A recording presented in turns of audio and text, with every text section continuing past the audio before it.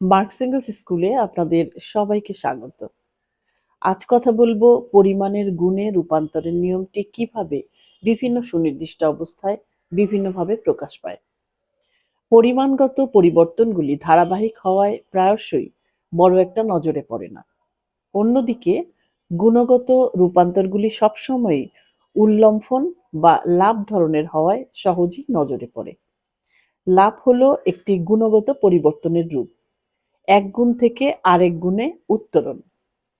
Angles এন্টিডুরিংয়ে দেখিয়েছেন, সমস্ত ক্রমিকতা সত্ত্বেও এক ধরনের গতি থেকে আরেক ধরনের রূপান্তর সবসময়ই উল্লম্ফনের মধ্যে ঘটে। পরিমাণগত পরিবর্তন ঘটে অব্যাহতভাবে একের পর এক। গুণগত পরিবর্তন ঘটে একটি বা কয়েকটি বাদ দিয়ে একটি। লেনিন দেখিয়েছেন, জীবন ও প্রকৃতির মধ্যে বিকাশের ক্ষেত্রে মন্থর বিবর্তন ও দ্রুত উৎক্রান্তি এবং ধারাবাহিক ছেদ এ সবই অন্তর্ভুক্ত। এই পরিবর্তন প্রক্রিয়া কেবলমাত্র বস্তু বা প্রক্রিয়ার স্বভাবের উপর নির্ভর করে না, যে অবস্থার মধ্যে বস্তুটির অবস্থান তার উপরেও নির্ভর করে। লাভগুলি বৈশিষ্ট্যে, স্থায়িত্বকালে ও গুরুত্বে ভিন্ন ভিন্ন প্রকার। যখন পুরনো গুণ থেকে নতুন গুণে উত্তরণ ঘটে, তখন সেগুলি তীব্র হতে পারে। দ্বান্দ্বিক উল্লম্ফনকে চার ভাবে বিবেচনা করা যেতে পারে। এক, উল্লম্ফনের মর্মবস্তু বা কন্টেন্ট অফ লিপ। দুই, উল্লম্ফনের মাত্রা বা স্কেল অফ লিপ। তিন, উল্লম্ফনের আঙ্গিক বা ফর্ম অফ লিপ। চার, উল্লম্ফনের গতি বা স্পিড অফ লিপ। গুণগত পরিবর্তন ধীর গতিতে বা দ্রুত গতিতে ঘটতে পারে, যেমন সামাজিক জীবনে সমাজ বিপ্লবের সময়ে রাজনৈতিক ক্ষমতার পরিবর্তন সাধারণত দ্রুত হয়। পক্ষান্তরে অর্থনৈতিক ও ভাবাদর্শগত রূপান্তরগুলি অল্প বিস্তর ক্রমান্বিত, সেগুলি যায় একাধিক পর্যায়ের মধ্য দিয়ে। বিকাশ হলো পরিমাণগত ও গুণগত পরিবর্তনের মিথস্ক্রিয়া।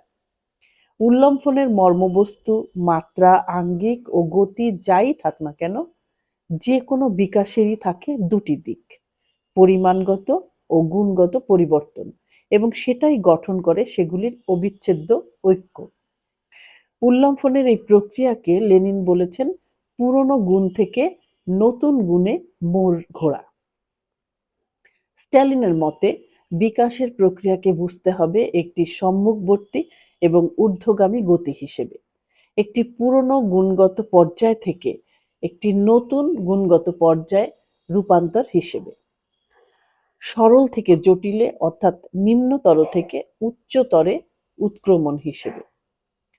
এবারে দেখি পরিমাণের গুণে পরিবর্তনের নিয়মটি ভুল প্রয়োগের ফলে কি ঘটতে পারে। পরিমাণগত পরিবর্তনের গুণে পরিবর্তনের ভুল ব্যাখ্যা বা প্রয়োগের ফলে দেখা দেয় সংস্কারপন্থী ধারা এবং হঠকারিতা নৈরাজ্যবাদী ধারা। সংস্কারপন্থী ধারা মনে করে পুঁজিবাদের মধ্যে পরিমাণগত পরিবর্তনের ক্রমিকতা বা ধারাবাহিকতাই এক সময়ে সমাজ বিপ্লব ছাড়াই সমাজতন্ত্রে পৌঁছাবে।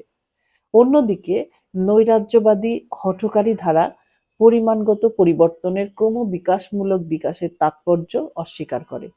তারা কেবলমাত্র সামাজিক বিপ্লবের উপর জোর দেয়। তারা বিপ্লবী উৎক্রান্তির জন্য যে অপরিহার্য বিষয়গত অবস্থার দরকার তাকে অবহেলা করে।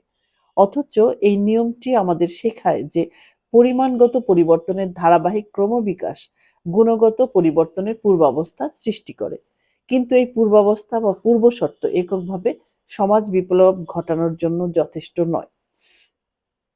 কাজেই পরিমাণের গুণে রূপান্তরের নিয়মটি মার্ক্সবাদে খুবই গুরুত্বপূর্ণ। পরিমাণ থেকে গুণে উত্তরণের তত্ত্ব দ্বান্দ্বিক বস্তুবাদকে এক বৈপ্লবিক চরিত্র দান করে।